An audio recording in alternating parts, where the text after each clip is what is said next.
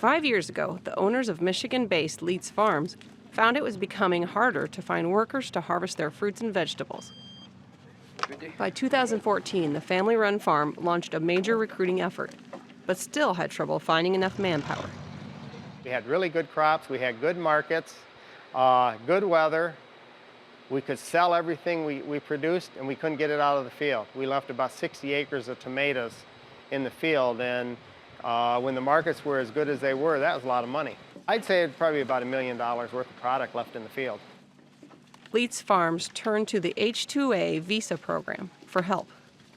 The paperwork-heavy labor tool of last resort allows seasonal agricultural workers from other countries to work in the U.S. for a limited time. Once the visa expires, the laborers are required to return home.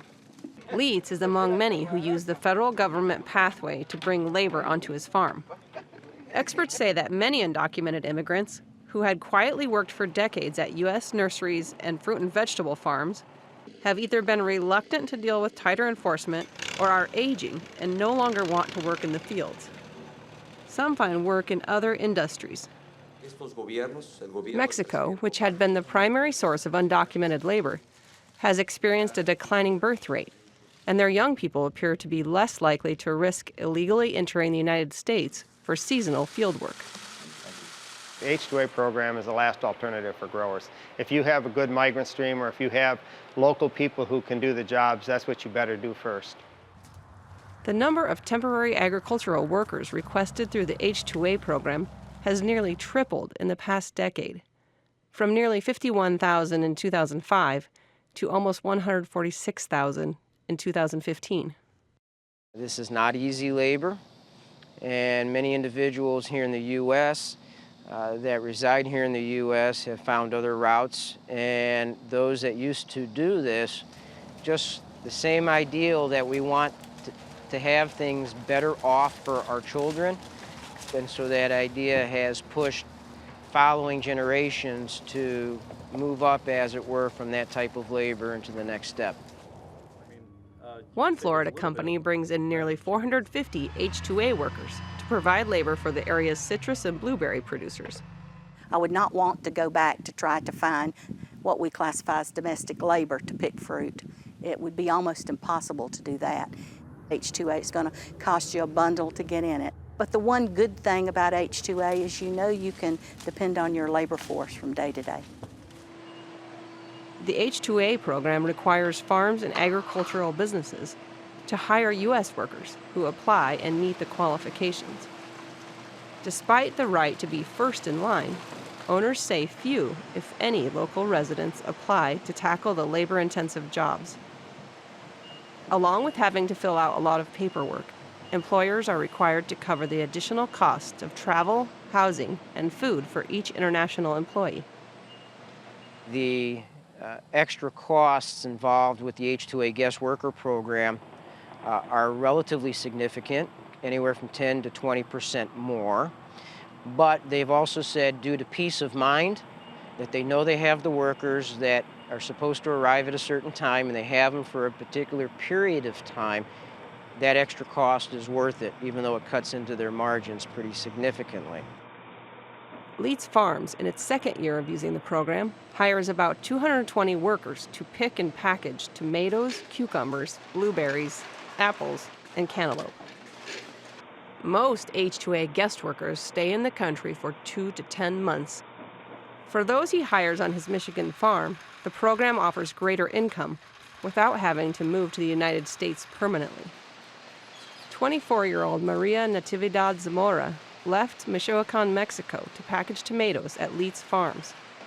Zamora says she made 3 times what she would have made selling clothing at a flea market at home. Well, yes, you miss your family and all that, but you also learn. Also to come alone and to get ahead. 500 miles away in West Bend, Iowa, organic grain farmer and egg producer Corey Fair turned to the H-2A program when he could no longer find enough U.S. workers to help weed certified organic crops by hand. Well, our labor needs really went up as we added more and more acres of organic. We started using farm contractors or trying to hire local people. Had a hard time finding people that would consistently show up to work and do a good job. And 3 years ago, we were introduced to an H2A program and gave that a try. And since then, we've been increasing our soybean acres and increasing our applicants for H2A. Fair's request for H2A workers from Guatemala was inspired by his connection to a former employee from the Central American nation. The former employee makes a list of those who will first be willing to work hard and second are facing particularly difficult financial situations.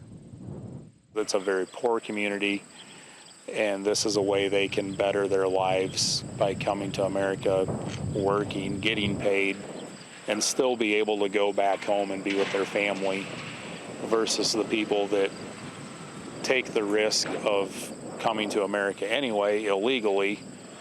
It's dangerous and it's wrong. Byron Luis Matom Chavez was among the 27 the farm hired in 2016. Chavez says he hopes to return next year because the money he made was significantly more than he would have made in Guatemala. If this opportunity was not there, they would try to come across, to come in like illegally, because that is the only option that they have. Fred Leitz, who is also president of the National Council of Agricultural Employers, said the H2A program could be improved dramatically. You know, we're one of the lead organizations that were telling Congress way back in the 90s, come on guys, we've got this problem and we need this fixed. We need a good visa program. I think H2A could be improved. First off, it could be moved to USDA. Agriculture has a problem and it's now come to a head. They keep talking about building a wall, but you don't need a wall if you have a good visa program. Both sides of the aisle on Capitol Hill have acknowledged that even the legal immigration system needs some kind of reform. It's still unclear as to what, if any, change will occur. Until that day arrives, Leitz and Fair will continue to complete the piles of paperwork required to get enough labor to bring in the harvest. For Market to Market, I'm Colleen Bradford Krantz.